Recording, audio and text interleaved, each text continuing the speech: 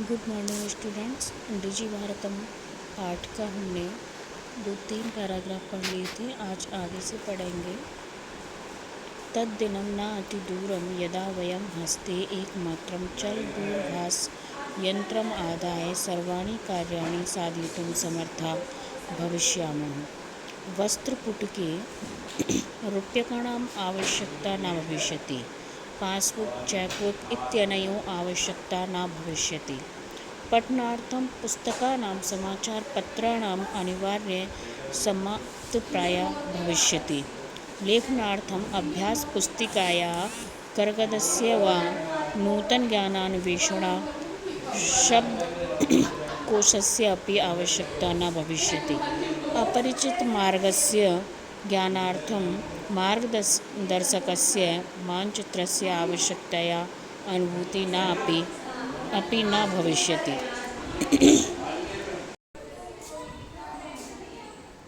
एतत् सर्वम् एकेनैव यन्त्रेण कर्तुं शक्यते। शाकादिक्रयार्थं फलक्रयार्थं विश्रामगृहेषु का सुनिश्चितं कर्तुं चिकित्सालये शुल्कं प्रदातुं विद्यालये महाविद्यालये च अपि शुल्कं प्रदातुं किं बहुना दानमपि दातुं चलदूरभाषयन्त्रम् एव अलम्। डिजि भारतम् इति अस्यां दिशि वयं भारतीयाः द्रुतगत्या अग्रेसरामः। अब इसका अनुवाद देखिए। तद दिनम, तद माने वह, दिनम यानी दिन, ना अति दूरम, ना माने नहीं, अति माने अत्यंत, दूरम यानी दूर, वह दिन दूर नहीं है। यदा माने जब, वयम माने हम, हस्ते माने हाथ में, एकमात्र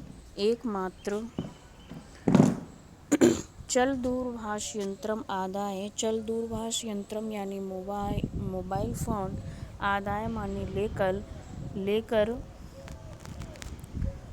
सर्वाणी यानी सभी कार्याणि यानी कार्य, साधयितुं यानी करने में, समर्था भविष्य में समर्थ होंगे।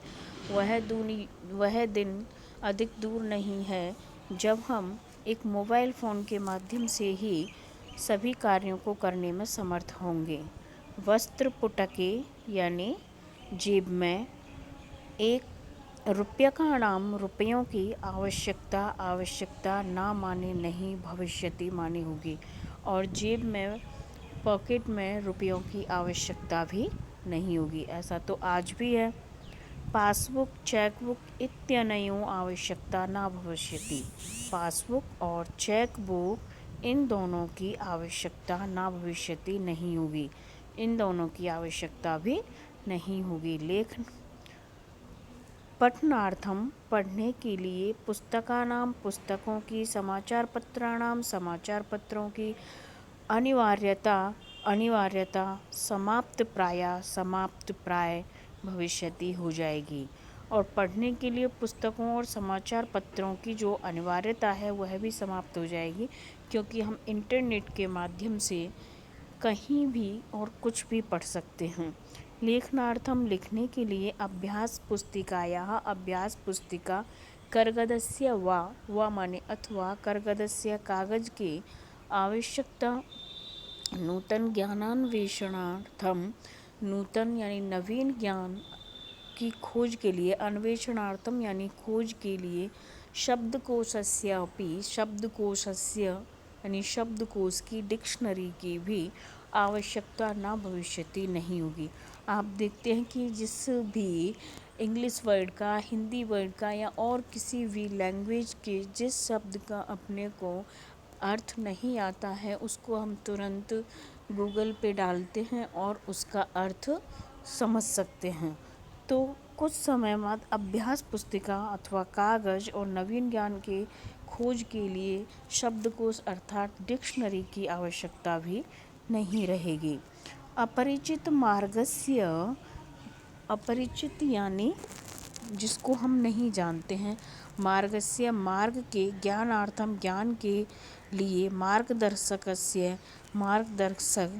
मानचित्रस्य मानचित्र की आवश्यकता या आवश्यकता की अनुभूति न अपि भी न भविष्यति नहीं होगी।